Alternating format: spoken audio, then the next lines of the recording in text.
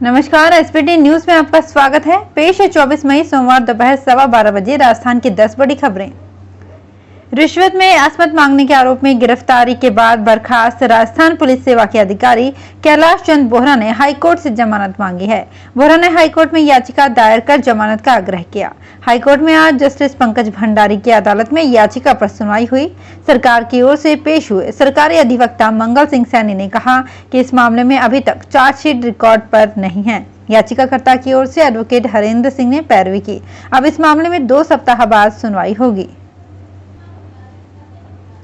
Rajasthan high court में रिश्वत के मामले में गिरफ्तार भारतीय प्रशासनिक सेवा के अधिकारी और 12 के पूर्व कलेक्टर इंद्र सिंह रावत की द्वितीय जमानत अर्जी पर जल्दी सुनवाई करने से इनकार कर दिया है। राव की पहली याचिका खारिज हो चुकी है। इसके बाद राव ने दूसरी याचिका पेश कर जमानत मांगी है। इस मामले में आज जस्टिस पंकज भंडारी की अदालत में सुनवाई के दौरान सरकारी वकील मंगल सैनी ने जल्द सुनवाई की मांग का विरोध किया। सैनी ने कहा कि हाईकोर्ट पहले गवाहों के बयान सुनने की बात कह चुका है, तो दूसरी जमानत याचिका पर सुनवाई का औचित्य ही नहीं है। अब इस मामले में हाईकोर्ट जुलाई में सुनवाई करेगा। पाक विस्थापितों का कोरोना टीकाकरण किए जाने के मुद्दे पर राजस्थान हाईकोर्ट में आज प्रस्तावित सुनवाई नहीं हो सकी। नई बेंच के गठन होने के चलते सुनवाई टल गई। पाक विस्थापितों ने टीकाकरण की मांग को लेकर हाईकोर्ट में याचिका दायर की है। पाक विस्थापितों ने याचिका में कहा है कि सरकार ने टीकाकरण के लिए आधार कार्ड जरूरी किया है, जबकि उनके पास आधार कार्ड नहीं है। हाईकोर्ट ने इस मामले में सरकार से जवाब मांगा था। जवाब के लिए 3 दिन की मोहलत दी गई थी। सीबीएसई की 12वीं की परीक्षाओं का अजमेर रीजन के विद्यार्थियों को भी इंतजार है। रक्षा मंत्री राजनाथ सिंह की अध्यक्षता वाली समिति की बैठक में परीक्षाओं के आयोजन पर चर्चा में परीक्षाएं कराने पर सहमति बनी है। अब 1 जून को इसका अधिकृत फैसला होगा। कोरोना संक्रमण के कारण सीबीएसई ने 12वीं की परीक्षाओं को स्थगित किया है। बोर्ड के अजमेर रीजन में राजस्थान और गुजरात के करीब 1.5 लाख विद्यार्थी बैठेंगे। यूजीसी ने देश के सभी विश्वविद्यालयों और कॉलेजों को 40% पढ़ाई ऑनलाइन कराने का सुझाव दिया है। यूजीसी की राष्ट्रीय शिक्षा नीति 2020 के तहत बनाई गई विशेषज्ञ समिति ने दिए हैं। साथ ही संस्थानों से 6 जून तक सुझाव भी मांगे हैं। कोरोना संक्रमण और संस्थानों में पिछले सत्र से नियमित पढ़ाई प्रस्तावित है। लॉकडाउन के कारण तकरीबन सभी राज्यों में विश्वविद्यालय और कॉलेज बंद हैं। केंद्र सरकार ने दालों के आयात करने का निर्णय लिया है।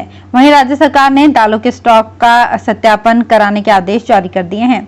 दालों के आयात करने से आगामी खरीफ फसल में किसानों को उचित भाव नहीं मिलेंगे, जबकि स्टॉक सत्यापन के आदेश से व्यापारी घबरा गए हैं। उन्हें डर है कि अब सरकार स्टॉक लिमिट का फरमान जारी नहीं कर दे। ऐसे में नागौर के किसानों को सबसे अधिक नुकसान होने की आशंका है, क्योंकि नागौर वो जिला है जो राजस्थान का 26% मूंग अकेला उगाता है। कोरोना संकट में भामाशाहों का भी कोई जवाब नहीं। जनता को परेशानी ना हो, इसके लिए चूरू में कांग्रेस नेता रफीक मंडेलिया ने अपने स्वयं के खर्चे पर एम्बुलेंस सेवा शुरू की है। ये चूरू विधानसभा क्षेत्र की जनता के काम आएगी। गांव हो या शहर, हर जगह एक कॉल पर उपलब्ध होगी। रविवार को यह एम्बुलेंस जनता के लिए समर्पित कर दी गई। इसका शुभारंभ युवा नेता इरशाद मंडेलिया और सभापति पायल सैनी ने किया।